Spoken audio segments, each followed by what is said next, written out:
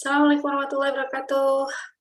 Teman-teman Sobat Pajak, kali ini kita diskusi atau paparan mengenai tarif perlawanan dan saat terhutang pajak terkait dengan materi perpajakan 1 oleh saya Agustin Dwi Anika.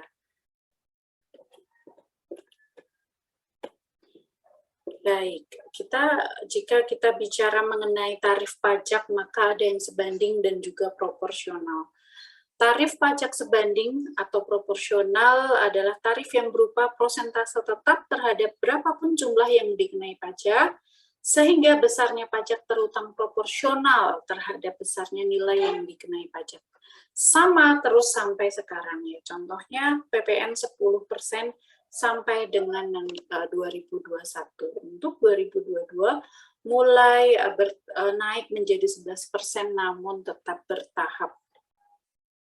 Tarif pajak tetap yaitu tarif berupa jumlah tetap sama terhadap berapapun jumlahnya yang dikenai pajak sehingga besarnya pajak terhutang tetap stabil. Contohnya tarif bea materai untuk cek dan biljet giro dengan nilai nominal berapapun adalah 10.000, tidak berubah. Nah, untuk tarif pajak progresif adalah yang persentasenya lebih besar apabila jumlah yang menjadi dasar pengenaan pajaknya juga semakin besar.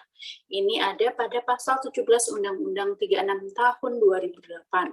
Contoh 0 sampai 50 juta untuk penghasilan pribadi kena tarif 5%. 50 sampai 250 jutanya tarifnya 15%. Kemudian juga 250 sampai dengan 500 juta tarifnya adalah 25%.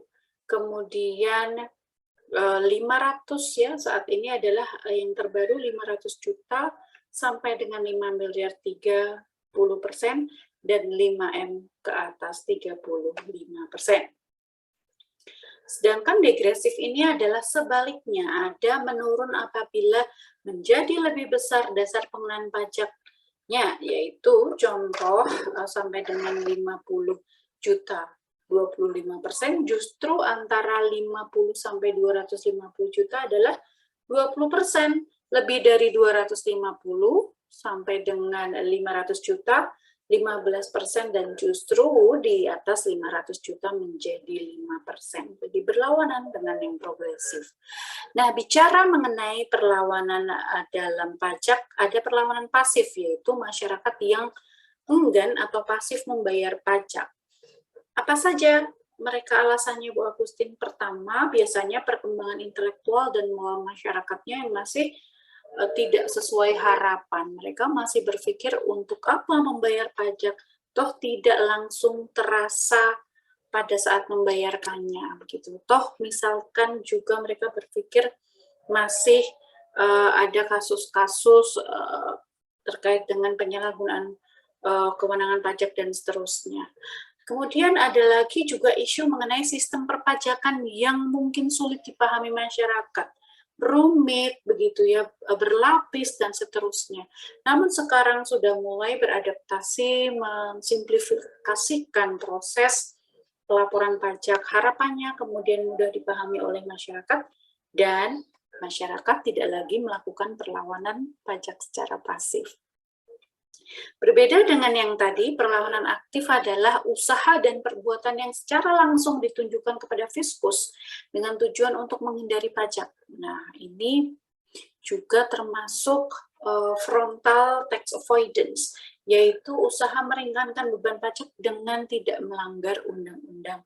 Misalnya, tidak merokok agar tidak terkena cukai tembakau. Nah, kalau tax evasion ini adalah meringankan beban pajak, namun tata caranya adalah dengan penggelapan pajak. Ini tentu berlawanan dengan ketentuan perundang-undangan ya. Nah, jadi ada sanksi administratif, bahkan pidana yang juga menjadi panism untuk kegiatan atau pelanggaran pajak berupa tax evasion ini. Nah, kemudian saat terhutang pajak, pada dasarnya pajak terhutang itu kan timbul karena adanya transaksi ya teman-teman ya. Kalau tidak ada transaksi maka tidak timbul terhutang pajak. Nah, transaksi yang dilakukan ini adalah salah satu objek pajak. Sehingga pemungutan ataupun pembayaran pajak penghasilan maupun pajak pertambahan nilai dan juga pajak penjualan barang mewah ini menjadi pajak terhutang. Saatnya adalah transaksi tersebut terjadi, tanggal di mana transaksi terjadi itu saat terhutang pajaknya. Nah, hal lain yang kemudian bersamaan dengan datangnya saat terhutang pajak adalah dasar perhitungan pajak terhutang, yaitu pajak penghasilan dengan pajak pertambahan nilai dan pajak penjualan tas barang mewah ini berbeda-beda tergantung dari aturan yang melekat. Tentu kalau PPN biasa ya kemudian berbeda dengan penjualan barang mewah yang ada ekstra PPNBM-nya. Nah, demikian